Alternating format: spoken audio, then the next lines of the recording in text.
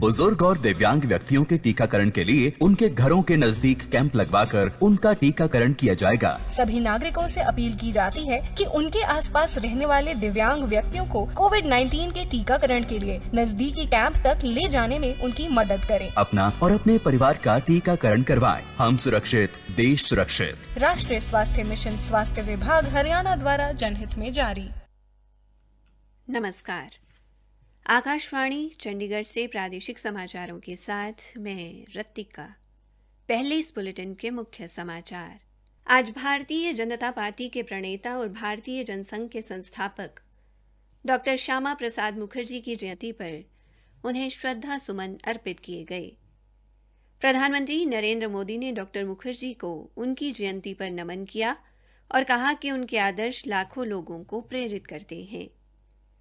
केंद्रीय स्वास्थ्य मंत्रालय ने अपने सोशल मीडिया प्लेटफॉर्म पर कोविड-19 महामारी और टीकाकरण अभियान के बारे में प्रामाणिक जानकारी के लिए कोविड गुरुकुल वीडियो श्रृंखला शुरू की।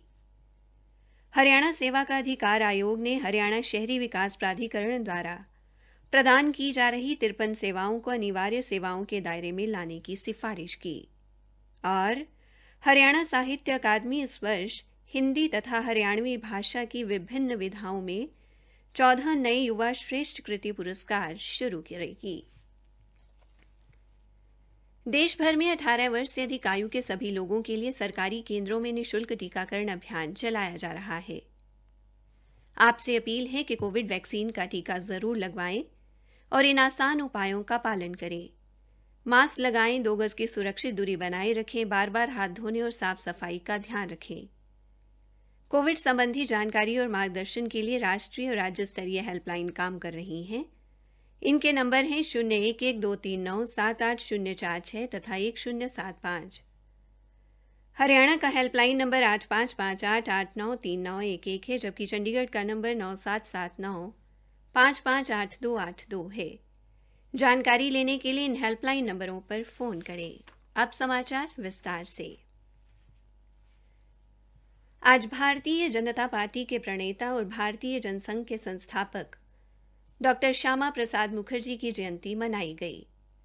उनका जन्म वर्ष 1901 में आज ही के दिन कोलकाता में हुआ।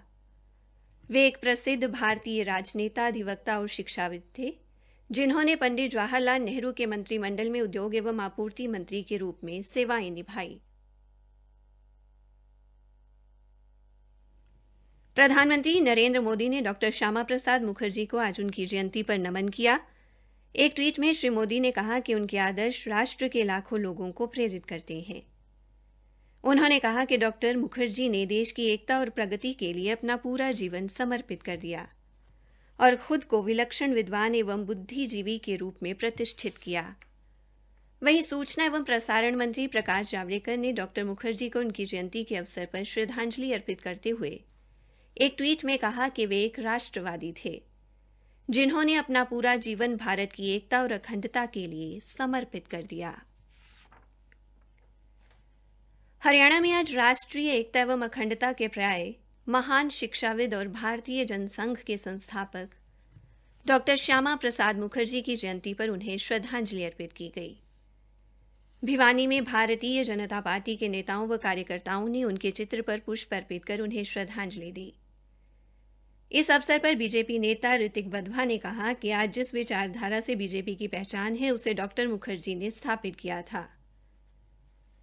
उन्होंने बताया कि डॉक्टर मुखर्जी 1953 में जम्मू कश्मीर में जाने के लिए परमिट की व्यवस्था के विरोध में बिना परमिट लिए जम्मू कश्मीर की यात्रा पर गए और वहां पहुंचते ही उन्हें गिरफ्तार कर नजरबंद कर दिया गया। उसी वर्ष 23 जून को डॉक्टर मुखर्जी की रहस्यमय परिस्थितियों में मृत्यु हो गई। उनके बलिदान का ही परिणाम है कि आज हम जम्मू कश्मीर में बिना परमिट के जा सकते हैं। फरीदाबाद में भी श्यामा प्रसाद मुखर्जी की जयंती पर केंद्रीय राज्य मंत्री कृष्णपाल गुर्जर सहित सभी बीजेपी कार्यकर्ताओं ने उन्हें श्रद्धा सुमन अर्पित किए। पूर्व कैबिनेट मंत्री विपुल गोयल ने सेक्टर 16 स्थित कार्यालय में डॉक्टर मुखर्जी जयंती मनाई। इसके बाद उन्होंने रेजिडेंट वेलफेयर एसोसिएशन के प्रधान संत गोपाल गुप्ता के साथ मिलकर पौधारोपण भी किया और सभी कार्यकर्ताओं से एक एक पौधा लगाने की अपील भी की। श्यामा प्रसाद मुखर्जी की जयंती के अवसर पर आज हरियाणा विधानसभा अध्यक्ष ज्ञानचंद गुप्ता ने सेक्टर 4 में स्ट्रीट वेंडिंग जोन का उद्घाटन किया। ये वेंडिंग जोन श्यामा प्रसाद मुखर्जी के नाम से शुरू किया गया है। इस दौरान उनके साथ पंचकुला नगर निगम के महापौर कुलभूषण गोयल और नगर निगम के आयुक्त धर्मवीर सिंह मौजूद रहे। स्ट्रीट वेंडिंग जोन का उद्घाटन करने के बाद विधानसभा अध्यक्ष और महापौर ने कोविड के दौरान मृतकों का अंतिम संस्कार करने में अहम भूमिका निभाने वाले नगर निगम के 34 कर्मचारियों को सम्मानित भी किया।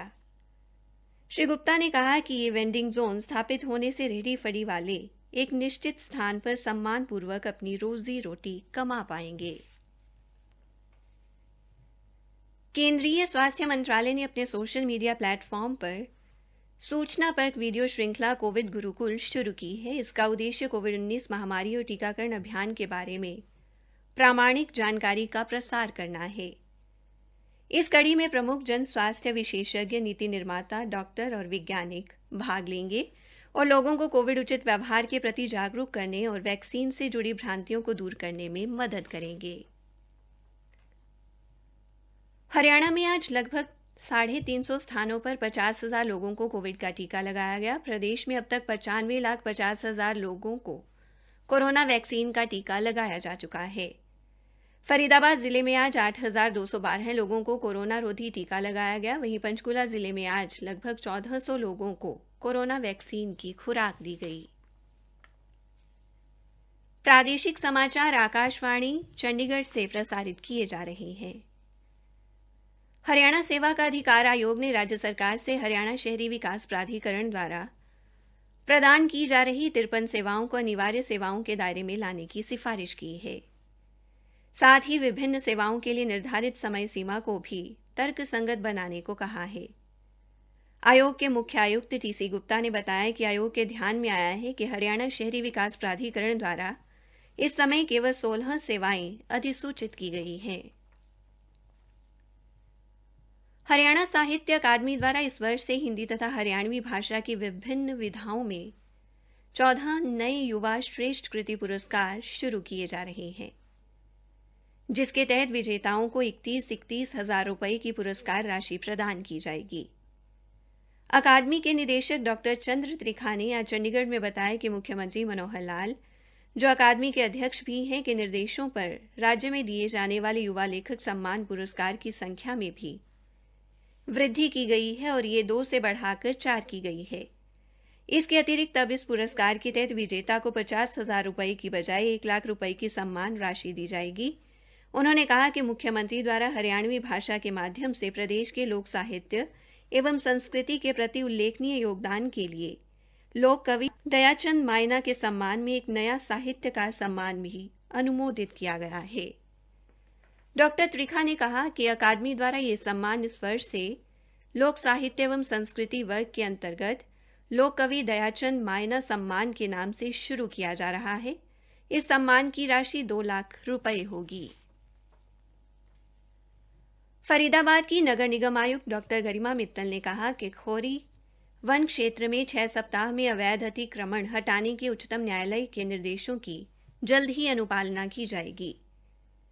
उन्होंने इस संबंध में सभी नागरिकों से भी अपील की है कि वो उच्चतम न्यायालय के निर्देशों का पालन करने में सहयोग करें। नगर निगम आयुक्त आज खोरी क्षेत्र में पुलिस व प्रशासनिक अधिकारियों के साथ अवैध अतिक्रमण संबंधी वस्तुस्थिति का जायजा ले रही थी। प्रसार भारती ने हिसार दूरदर्शन केंद्र के क्षेत्रीय समाचार एकांश में फुटकर संवाददाता यानी स्ट्रिंगर का पैनल बनाने हेतु चंडीगढ़ सहित हरियाणा के सभी जिलों से आवेदन आमंत्रित किए हैं।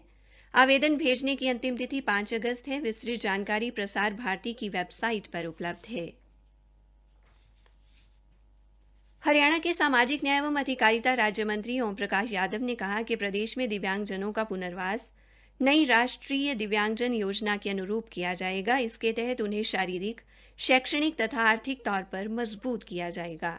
इसी के साथ प्रादेशिक समाचार समाप्त हुए।